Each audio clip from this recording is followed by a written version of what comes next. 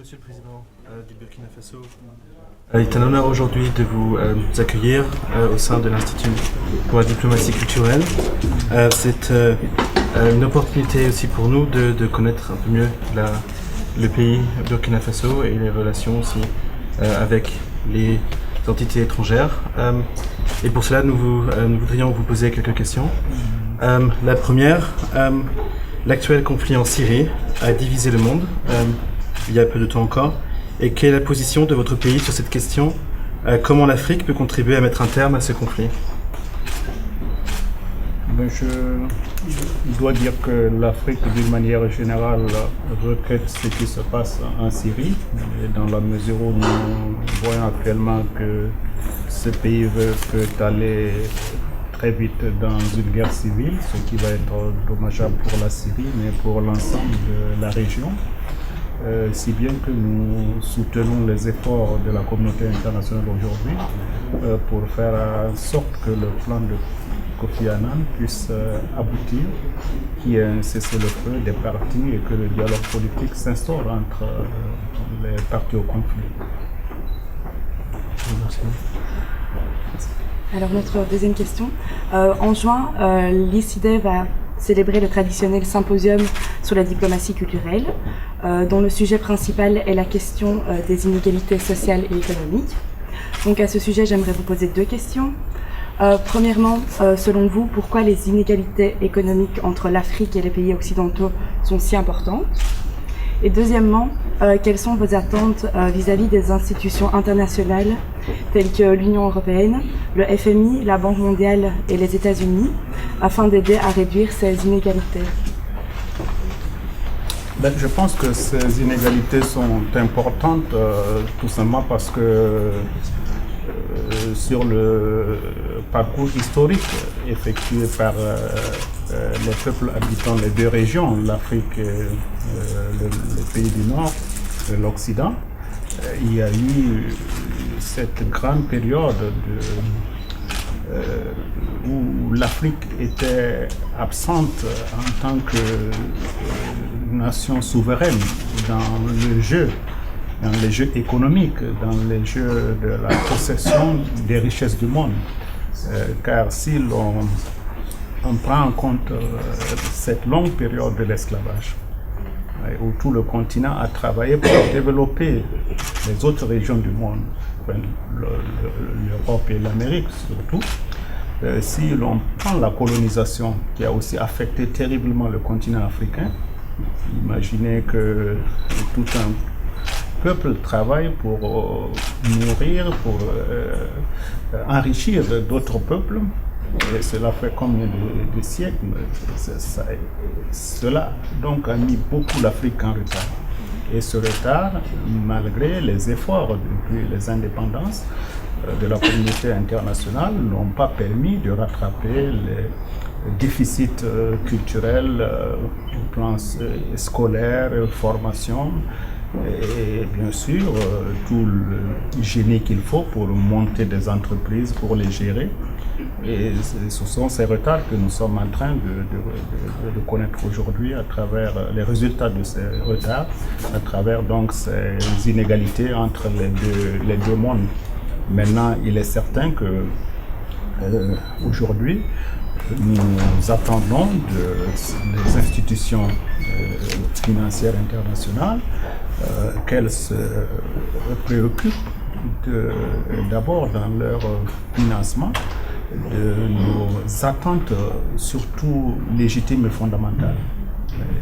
Comme vous le savez, jusqu'aujourd'hui, des domaines comme l'agriculture, qui sont l'alimentation, la production de l'alimentation, c'est un secteur très vital pour une société, pour une nation.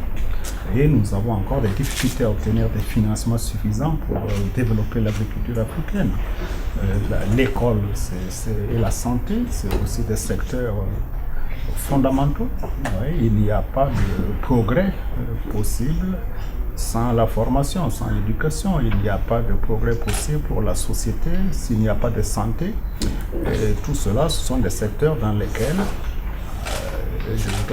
je me résume, il faut que la question de la sécurité humaine de la valorisation du capital humain, de la ressource humaine, soit au cœur des financements à venir pour le continent africain si on veut que ces inégalités soient absorbées. C'est-à-dire que si les gens ne sont pas instruits, ils ne seront pas en bonne santé. S'ils ne sont pas instruits, ils ne feront pas de production suffisante. Et s'ils ne font pas l'école, c'est une forme de socialisation. La cohésion sociale des nations sera toujours remise en cause. Donc je pense qu'il faut traiter cette question dans les financements qui viennent sur le continent.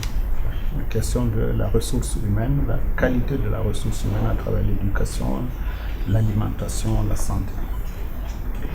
Troisième question. Le printemps arabe qui a débuté en Afrique début 2011 a montré la volonté des populations d'en finir avec les dictatures sur le continent africain. Quelles sont les mesures et les réformes prises au Burkina Faso, en faveur de la démocratie? Je dois dire tout simplement que depuis une vingtaine d'années, le Burkina Faso est installé dans l'état de droit, à savoir que nous avons une constitution avec bien sûr le multipartisme avec des élections régulières, que ce soit parlementaires, municipales ou présidentielles. Nous avons des institutions de contrôle, notamment bien sûr pour le budget de l'Assemblée nationale, les cours des comptes, nous avons une commission nationale d'éthique, le Conseil économique et social. Nous avons une commission électorale indépendante dirigée par la société civile. Nous travaillons aujourd'hui à construire une fiche électorale avec la biométrie, tout ça pour renforcer la fiabilité des listes. Donc nous pensons que nous sommes en train de construire un état de droit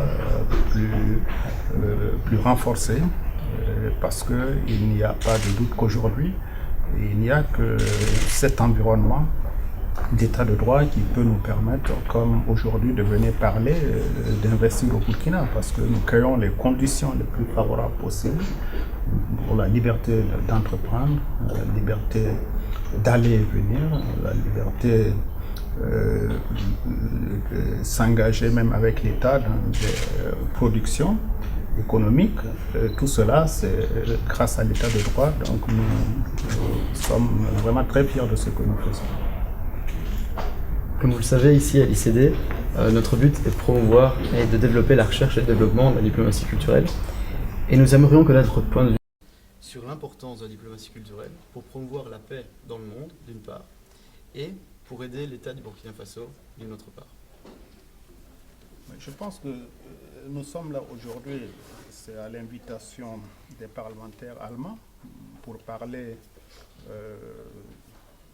de nos responsabilités devant Dieu et devant les hommes, ce qui est déjà aller verser dans le culturel, parce que les religions dans le monde, ça fait partie de la culture des hommes de ce monde.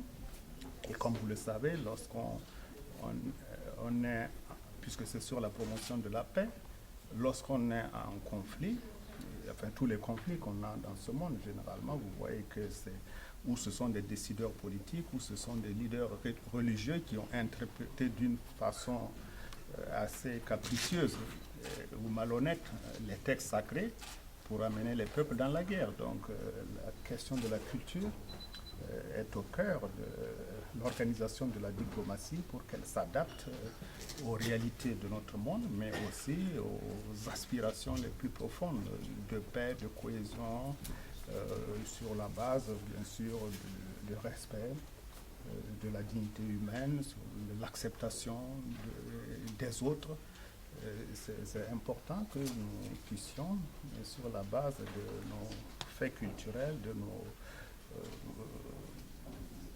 tout ce que nous avons, nos traditions, et revenir sur ces valeurs simples mais essentielles. Je pense que c'est important que vous puissiez effectivement sur cette base-là travailler pour trouver de nouveaux mécanismes pour renforcer la diplomatie. Monsieur le Président, merci beaucoup pour vos réponses. C'est un honneur pour nous, pour l'Institut pour la diplomatie culturelle, de vous avoir aujourd'hui. Et je pense que nous allons pouvoir commencer l'intervention et la présentation de votre discours. Merci beaucoup, monsieur. Merci.